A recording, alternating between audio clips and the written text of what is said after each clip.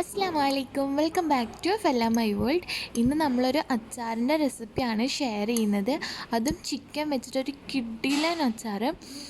അപ്പോൾ ഇതെങ്ങനെ ഉണ്ടാക്കുന്നത് നോക്കാം.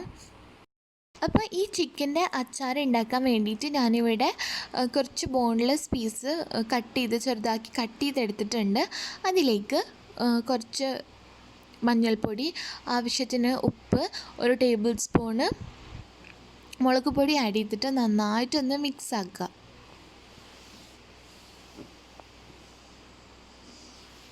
ഇനി ഒരു പാന് വെച്ച് അതിൽ ഓയിൽ ഒഴിച്ചിട്ട് അത് ചൂടായതിന് ശേഷം നമുക്ക് ഈ ചിക്കൻ, നമ്മൾ മുളകൊക്കെ പുരട്ടി വെച്ച ചിക്കന് ഇതിലിട്ടിട്ടൊന്ന് പൊരിച്ചെടുക്കാം.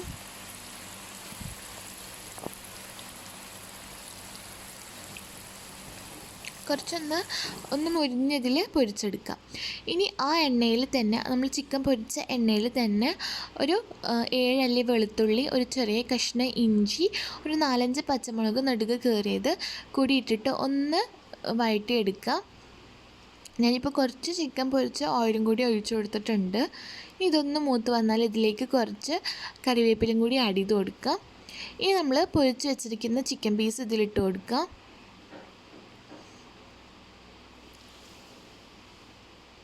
ഇനി ഇതിലേക്ക് ഒരു ടീസ്പൂണ് മുളക് പൊടി ഇട്ടിട്ട് നന്നായിട്ടൊന്ന് വഴറ്റി കൊടുക്കുക.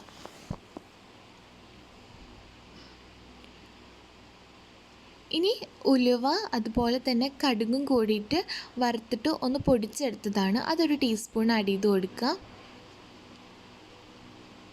എന്നിട്ട് നല്ലോണം ഒന്ന് മിക്സ് ആക്കുക. ചെറിയ തീയിൽ തന്നെ ഇട്ട് കൊടുക്കണം.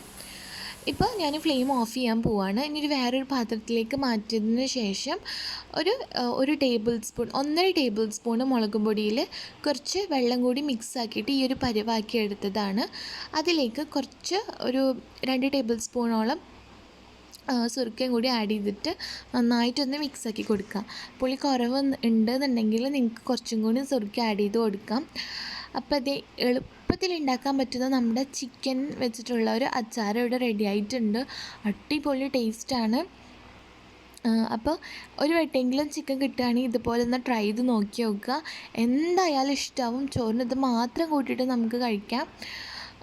നിങ്ങൾക്ക് എൻ്റെ ചാനൽ ഇഷ്ടമായിട്ടുണ്ടെങ്കിൽ സബ്സ്ക്രൈബ് ചെയ്യുക, ബെല്ലൈക്കൺ പ്രസ് ചെയ്യുക. ഇൻഷാ അല്ലാഹ് ഇനിയും ഇതുപോലത്തെ പുതിയ വീഡിയോസും റെസിപ്പീസുമായിട്ട് നമുക്ക് വീണ്ടും കാണാം. Till then bye and take care.